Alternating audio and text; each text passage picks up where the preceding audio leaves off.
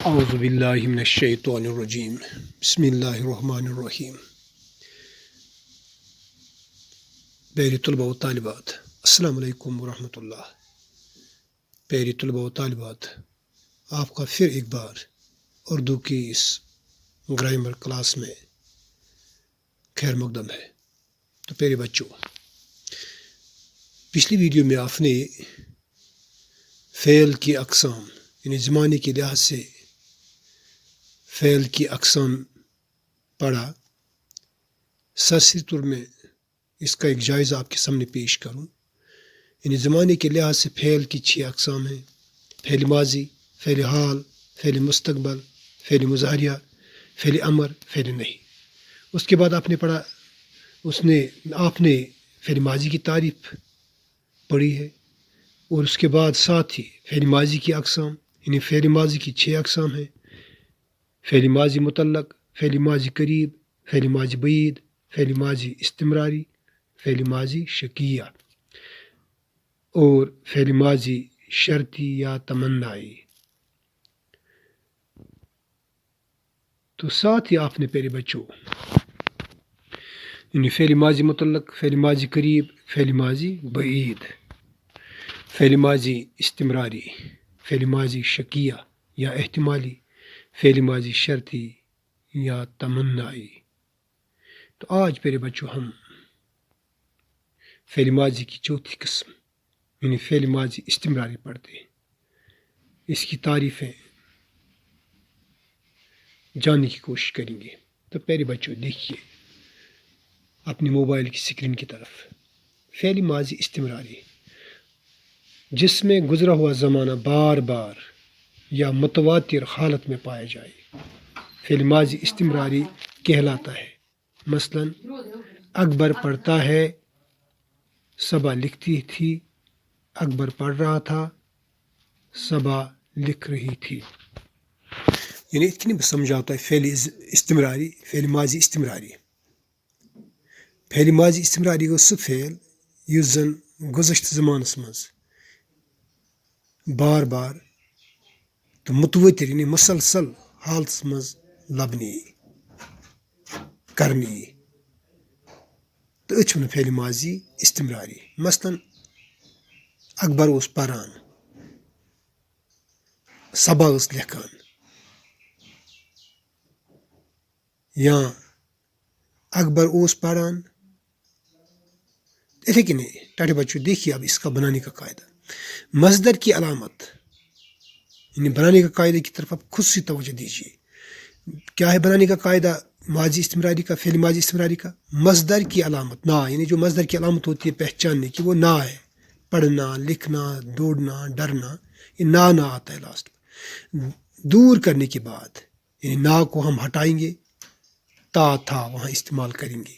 جیسے پڑھنا وہ پڑھتا تھا، تا تھا، یا رہا تھا، یہاں پڑھنا اس کے بعد پڑھ رہا تھا، لگانے سے فعل ماضی استمراری بن جاتا ہے۔ اب دیکھیے اس کی 5ویں قسم کی طرف ہم آتے ہیں، فعل ماضی شکیہ یا احتمالی۔ یہ ہوتا کیا ہے؟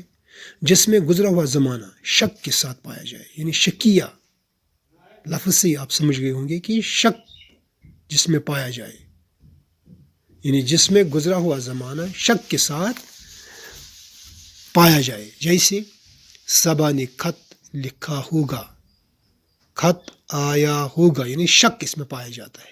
تو یہ فعل ماضی شکیہ یا احتمالی ہے۔ اس کے بنانے کا طریقہ کیا ہے؟ فعل ماضی مطلق کے بعد ہوگا لگانے سے فعل ماضی شکیہ یا احتمالی بن جاتا ہے۔ یعنی فعل ماضی مطلق اس کے ساتھ لگانے سے یعنی ہوگا لگانے سے ہوگا، تو یہاں شکیہ یہ بن جاتا ہے یا احتمالی یہ بن جاتا ہے، فعل ماضی شکیہ یا احتمالی بن جاتا ہے۔ تو آئیے اب اس کی آخری قسم یعنی 6ٹھی قسم کی طرف، فعل ماضی شرطی یا تمنائی۔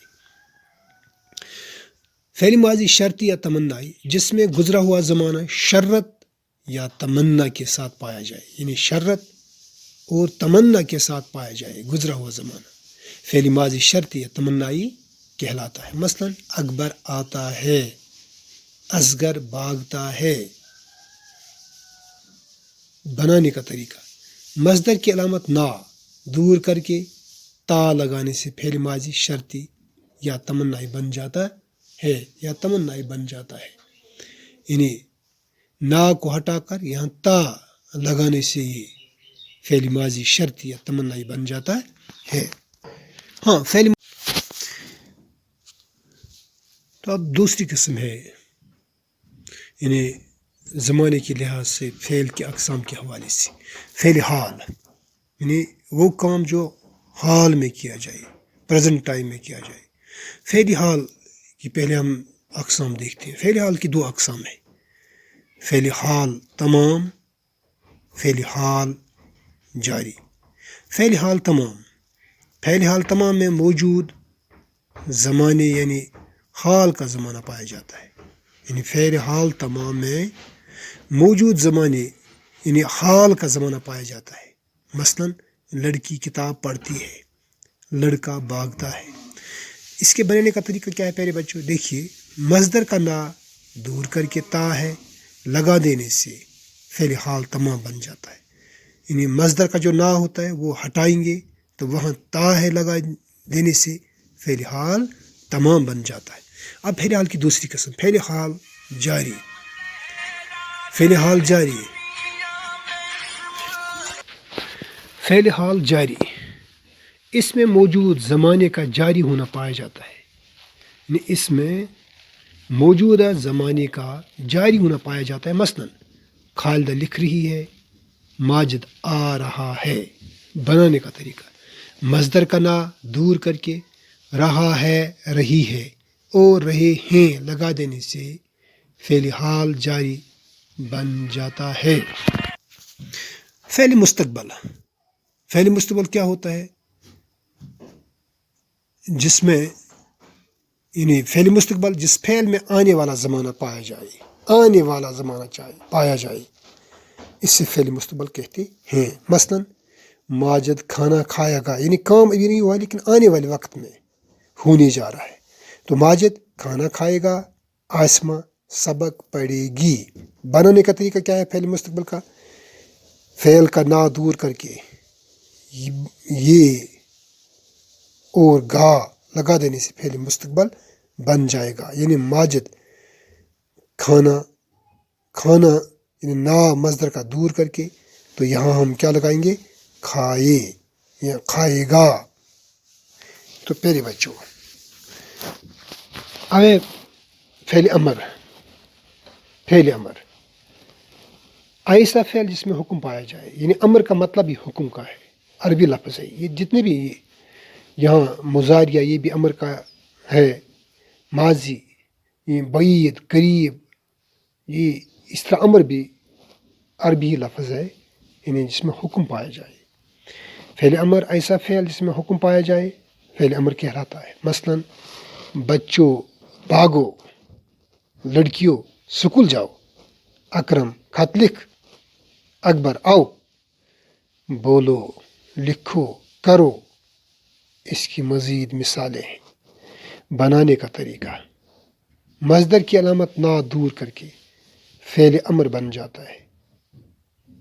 نا آپ نے دور کرنا ہے، جیسے بھاگنا نا دور کرو، باغ، بچہ باغ، یا یہاں بچوں بھاگو. سکول جانا یعنی لڑکیوں سکول، نا ہٹائیں گے جاؤ. یہ ہے اس کا بنانے کا طریقہ. یعنی بنانے کا طریقہ: مصدر کی علامت نا دور کر کے فعل امر بن جاتا ہے. جمع کے صیغوں میں واو یعنی حمزہ اوپر یا واو لگانا پڑتا ہے. مثلاً یعنی جانا جاؤ، لکھنا لکھ، پڑھنا پڑھ. تو فعل نہیں اس کی آخری قسم.